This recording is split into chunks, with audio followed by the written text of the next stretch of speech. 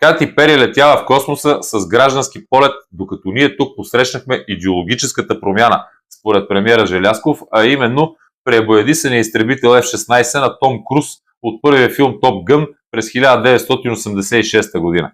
Вероятно новата позивна на нашия премиер ще бъде Маверик. Докато Lockheed Martin с група ентусиазирани реставратори от Холивуд се опитат да рециклират останалата част от ескадрилата от филма, за да можем ние да станем пълноправен боен партньор на НАТО и САЩ, американците вече ще са колонизирали Марс.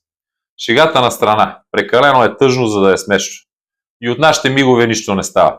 От 18, 3 летат за парада, а други 3 се въртат за бойни дежурства и то само ако има резервни части за тях. Похарчихме 2 милиарда и пак ни няма на картата.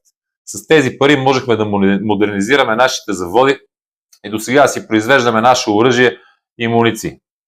А бойните дежурства нека си ги носят от НАТО. И без друго още през 2004 година един човек с едно трабанче продаде националния суверенитет заедно с всички управления до сега.